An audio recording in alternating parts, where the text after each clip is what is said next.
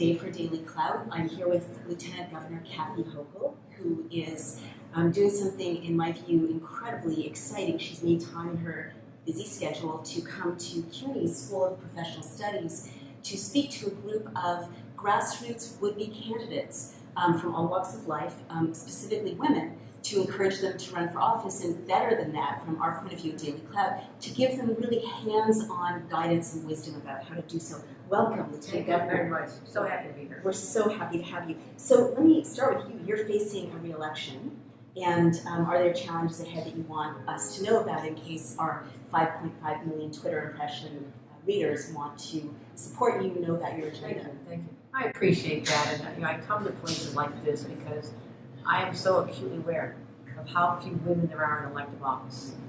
State of New York, for statewide officials, there's one. It's me, Lieutenant Governor. And that means 25% of our state officials, governor, controller, attorney general, lieutenant governor. That number is also indicative of how many of the women are in our state legislature. In Congress, it's even less. In the city council, we're now down to 11. So I am using this platform to say, I know how hard it is to elect a woman in elective office. When I was elected to Congress in the most Republican district in the state of New York, I knew the challenges, and I still have the scars to show for what it was like when millions of dollars were spent against me by forces like Karl Rove and the Koch brothers. So I come with my stories, and I've been a lifelong activist fighting for women and families and for justice, and to say, you can do it as well. And I want to tell my story and say, I came from very humble beginnings. My family started in a trailer, worked at the steel plant, but we still had a strong sense of social consciousness. And that's the environment I was raised in. But my call to service through public life is my way to give back.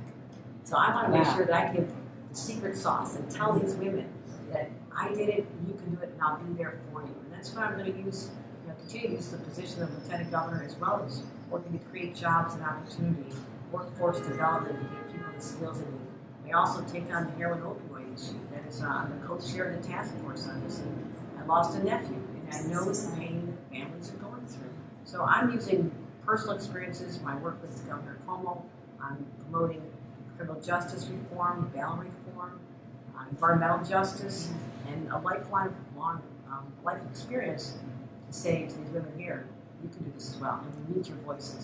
That's so inspiring. I mean, you were giving people very concrete advice in there, and you mentioned the 4 C's. Can you tell people who might want to run for office and inspired what those are? I've identified really what I think are the reasons why women don't run for office, because sometimes women are not stepping up.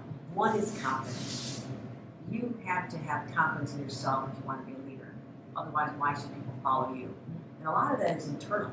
You can decide that, yes, I'm capable of doing this. I'm strong. I've accomplished this. I've got this education. I've done this in the private sector. I've raised a family. We have skills from raising a family. I think it positioned us in very good ways to find compromise and negotiate. And so I think there's great opportunities to tell these stories and get women to run for office. And if my story can do that, then I'm really happy. And the others you mentioned are child care, culture, and cash. Like very briefly, what? Child care. I mean, when I first ran for office, I was dragging a 4- and 5-year-old knocking on the door, and a little girl would have to go to the bathroom, and I'd just knock on the door of a stranger. My daughter, use your because bathroom. who's going to close the door to a mom with 2 kids? But again, it was hard on them, I'm sure. But now I feel like I've raised enlightened children. My son and daughter are strong feminists. They knew what their mother had to go through, how I was attacked simply because I was a woman more than any man has to endure. The character assassination, the TV ads. When I was running for Congress, the little girl next door told her mother, turn off the TV, they make Mrs. Hochul look so scary when she's flying on the broom. They literally do. They put you on the broom? Yeah, it's the witch thing and how evil I am is around Halloween. And so we have to be tougher than anybody to do this. So I say confidence, child care is important. We need to give support to women. Cash, women don't like to raise money. Right. They know it's hard. Yeah. I couldn't self-finance. I was beat by a guy who was worth $65 million, and I had to raise the money with one person at a time. And also culture.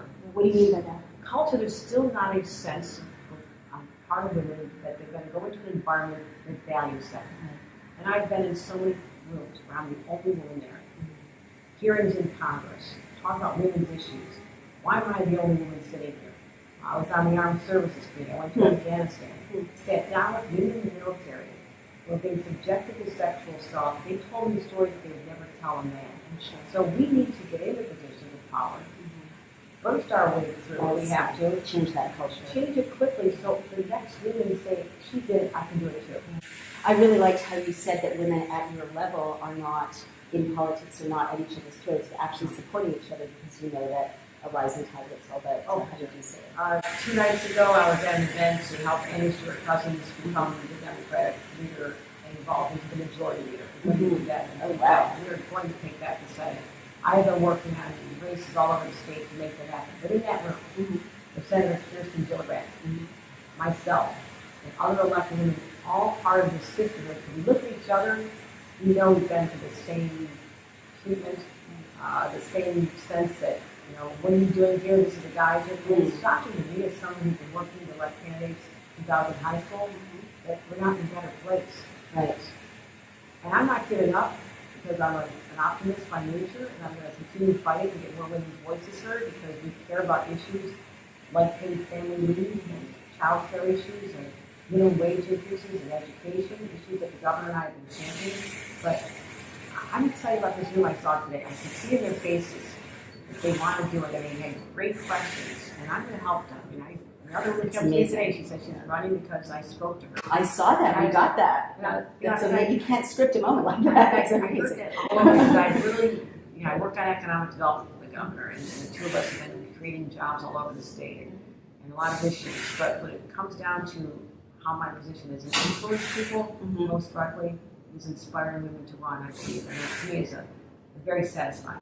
That was really beautiful, and I have to say, you're helping to run a state, and here you are on a Saturday morning speaking to a room full of women who don't come to the table with millions of dollars in backing, who don't have networks of privilege necessarily. It's inspiring to me. So the last thing I see your scheduler hovering. I respect that. You have to be at a luncheon for another valuable community organization. You mentioned our democracy agenda. Our platform is about helping people engage with democracy. What is that, very briefly, and how can Daily Cloud supporters help? Oh, please help us. Okay. Please weigh in on this. Here's what it is. I have long believed that there's nothing magical about one Tuesday in November. Why is that the only window of opportunity to elect our leaders? And you think about a mom's life, my own life, when my kids were little, trying to get them off to school, and you go to your job all day, you might have to work later. Kids have something after school, you might have to visit your parents on the way home, bring them some dinner. You get home and it's after 9 o'clock on election day. Yeah. So why can't we say we want to hear everyone's voice? And if we open it up to say 12 days before election, you can go to a polling place in your town or your borough, and even on a Saturday, have 5 hours open on a Saturday. I believe that we'll open the floodgates of opportunity for people to weigh in. Republicans upstate New York are afraid of this. They don't want more people voting. They like it the way it is, because it's really the people at time. People are working 2 jobs and going to school. I mean, they don't know that world as much. And that's New York City. That's a lot of our communities here, where people are just trying to scrape together. And yes, they want to vote. They want to be good Americans. But look what's happened. Look what happened in Washington when not people didn't just come out and vote for the president. And I believe that that's a message to everyone that you have a responsibility. We're going to make it easier for you. We're going to open the doors, as well as early registration. So is this, I'm sorry to interrupt, but is the democracy agenda something on the ballot that we can help pass? No, this is getting to the legislators to pass it. It's a bill. The governor and I have introduced this. It's a bill? Yes. Oh, so we have a platform that lets everyone share bills on social media. What's the name of the bill? So it's part of the governor's budget. Oh, I see. It's part of the budget. He has proposed as one of his amendments, the 30-day amendments, which he can add to his budget proposal. So we need to get the support for the overall from budget. State legislators. Yes. So the best way for people watching this to help you is to contact their state legislator if they live in New York and write to that person and say, please pass this amendment in the governor's budget. I have to tell you the influence. I've been an activist all my life. I believe in petitions. I believe in showing up.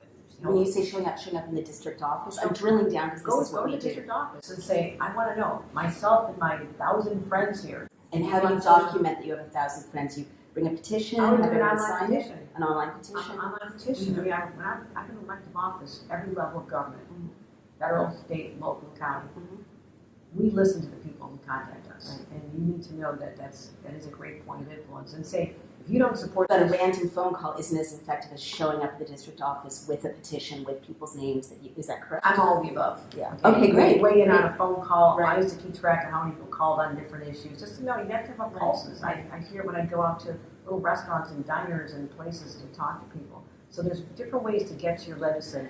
But also another part is that there'd be automatic registration when you sign up for your driver's license and registration. You can opt out. Right. Don't we have that in New York State? No, they don't. And you said we were one of the worst states for making this accessible? There are only 13 states that don't have early voting. We are one of them. Wow. And I'll tell you one more statistic that'll shock you. Right. Depending on the election, whether it's a presidential or off year, we're anywhere from number 42 or 47, lowest in the nation for voter participation. Oh my gosh. That is heartbreaking to know that the state that is the home, the birthplace of women's rights. Yes. We celebrate the 100th anniversary of women getting the right to vote just this past year. Right.